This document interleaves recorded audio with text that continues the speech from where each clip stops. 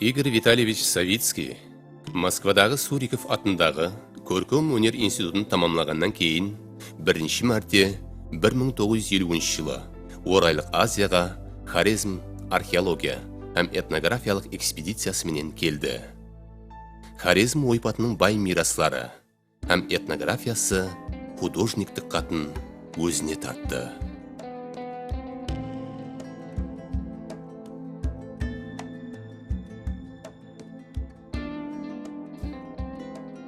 Игорь Витальевич Савицкий археолог сипатында әйемгі Хорезм аймағындағы көп жылдық дала экспедициясы дауамында еспе құмлар астында қалып кеткен бір қанша тарихи орынлардың ашылуына салмақлы үлесін қосты.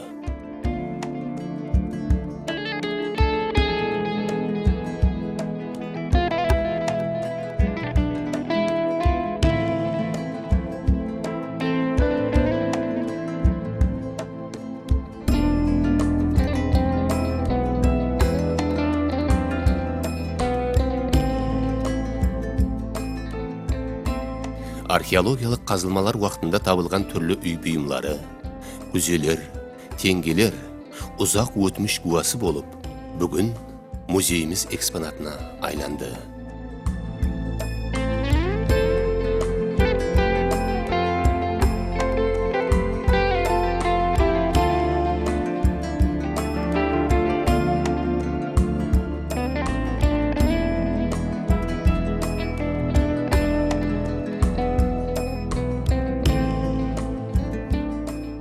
Қарақалпақ халқының көркем өнері басқа халықтарда тәкрарланбайтын өзгешелікке ие. Халықтың ескі мәдениетінде қол өнері жақсы рауажланған болып, нағыз салып кестеленген киімдер, үй бұйымдары үлкен орын тұтып, күнделікті тұрмыспенен тығыз рауажланған. Қарақалпақша қол өнері дөретпелерін істеуде бұл халықтың көбінесе жергілікті затлар, мысалы күміс, пақта, жүн, ағаш, жіпек һәм шеттен әкелінген әр түрлі хинже, маржан, фируза һәм мыстан пайдаланған. Игорь Витальевич Савицкий тарапынан Қарақалпақ қол өнері бұйымдарының әжайып үлгілері жиналды. Бұл көркем өнер Қарақалпақ халқының көркем дөретушілігінің өзгешелігіне ие һәм айрықша милли мәдениет бұйымдары арқылы көрсетілген. Қол өнері бөлімінің жинағы көп қырлы болып, бір уақыттың өзінде көркем өнер һәм қол өнері бұйымдары сонымен бірге эстетикалық әһмиетке ие болған дөретушіліктің нәтижесі сипатында көрінеді. Қарақалпақ халқының қол өнерінің басты түрлері кесте тоқу, зергершілік, гілемшілік, құр тоқу, ағашқа нағыз ойу, құрақ құрау, киіз басу, гүлалшылық болған. Міне халқымыздың ұсы бай мәдени мираслары, зергершіліктің мың әлуан үлгілері, Қарақалпақ хаял қызларының милли липаслары, безену бұйымдары сияқлы қол өнерінің халық даналығының бай мираслары музейден орын алған.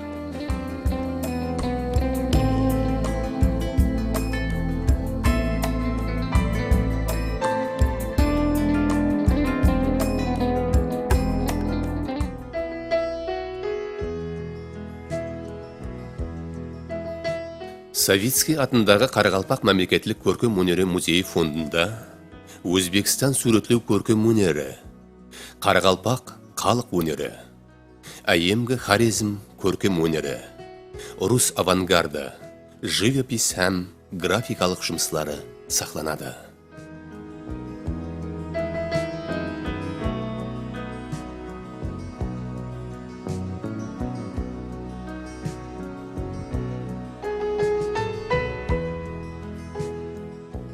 Реставрация бөлімінің жұмыслары үлкен әхметке ие.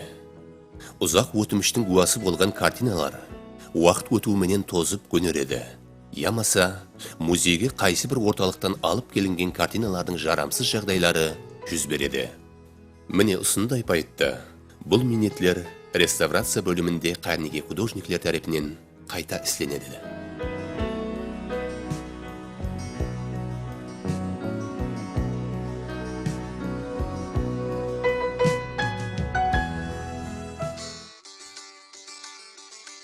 Археология бөлімінде Хорезмнің әйемгі һәм орта әсерлердегі бахалы мираслары һәм мәдениеті Топрақ қала, Мыздакхан, Төк қалаларының археологиялық қазылмалары орын алған. Бейбаха дүрдіналар жиналған музейіміз коллекциясы бұл мелодтан дәслепкі 3-ші әсірден баслап, тап біздің әсірімізге шекенгі мәдениетіміздің бір бөлігі хақында мағлумат беруші ғазине болып, қарақалпақлардың халық әмели көркем өнері, зергерлікке тиісті әжайып бұйымлар, тоқымашылық һәм кілемшілікке тиісті затлар менен толықтырылған.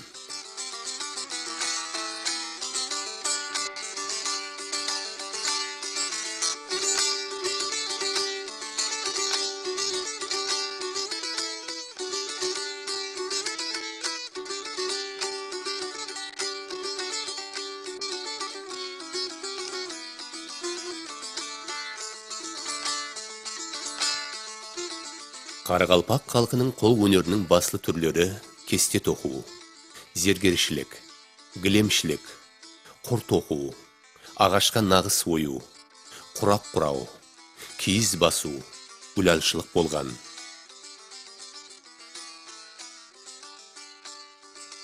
Қарақалпақлардың дәстүри жасау орны саналған отауларда, яғни қар үйде, халық төретушілігінің өзіне сай үлгілерін көру мүмкін. Қар үй басқұрлары түрлі іреңдегі нағыстар менен безетілген. Оларға нағыз салудың өзіне сай өзгешелігі бар. Қар үйдің безелуі де оғада құрамалы басқыш болып, бұнда қарақалпақ қызларының шеберлігі менен тапқырлығы көзге тастанады. Міне халқымыздың ұсы бай мәдени мираслары, зергершіліктің мың әлуан үлгілері, қарақалпақ аял қызларының милли либаслары, безену бұйымлары сияқты қол өнерінің халық даналығының бай мираслары музейден орын алған.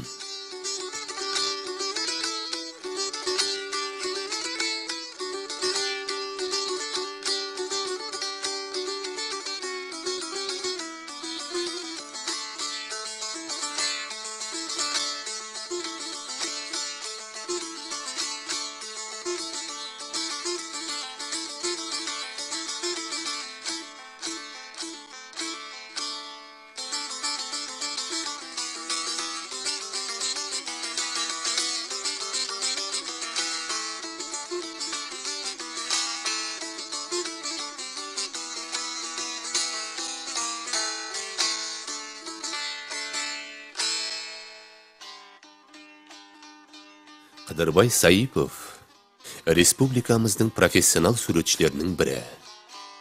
Әмудариядағы кеш суреті көплеген көргізбелерде қатнасып, қарақалпақ суретлеу өнерінің ең жақсы дөретпесі болып табылады.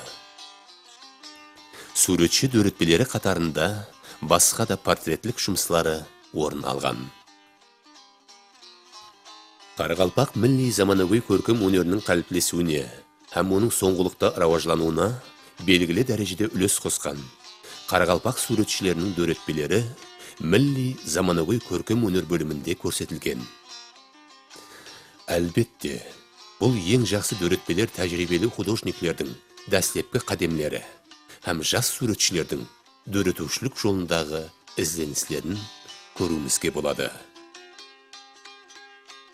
Дәрібай Төрениязов белгілі қарақалпақ мүсіншісі. Оның қолынан дөреген сирен құсы, аңшы һәм өмірбек лаққы мүсін келбетінде өзіне тән характерді ашып берген.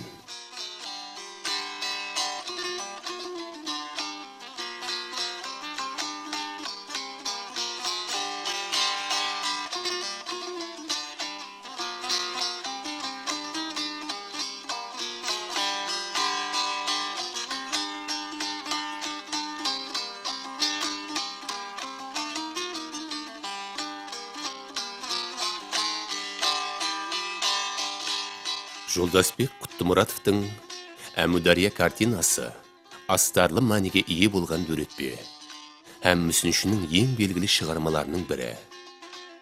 Әмударияның символикалық образы, самалдан шашлары жан-жаққа таралған хаял келбетінде берілген. Һәм бұл асау дарияның ағысына мегзеп, су құдайының образын суретлейді. Құттымұратов дүретушілігінде хаяллар образына көбірек диққат аударады. Мүсінші өзі жаратқан персонажлардың ішкі дүниясын ашып береді.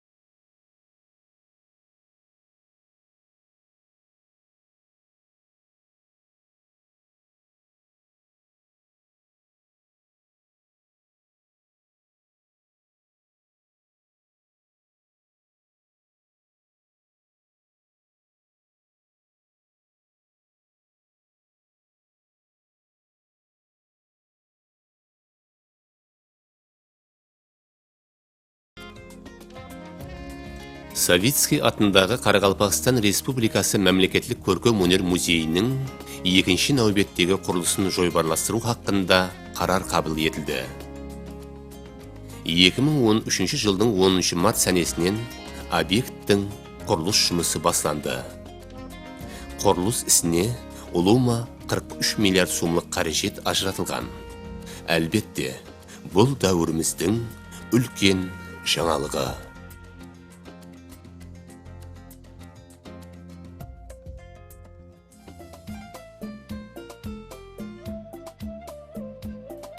2003 жылдан басылап, әзіргі күнге шекем, музейдің көшпелі музей жойбары жұмыс алып барады.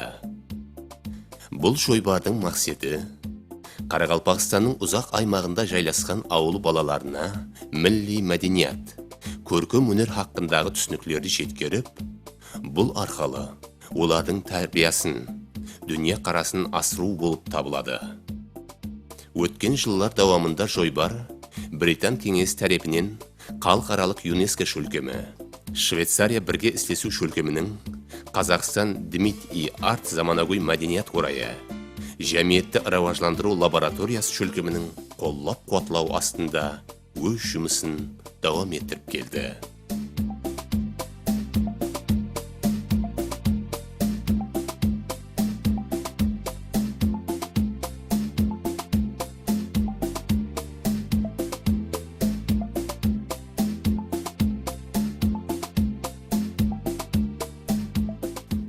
Жас өспірімлер өлкеміздегі ашық аспан астындағы тарихи музей орындарына саяхатқа барып, тарихымыз хақында кең түсініктер алады.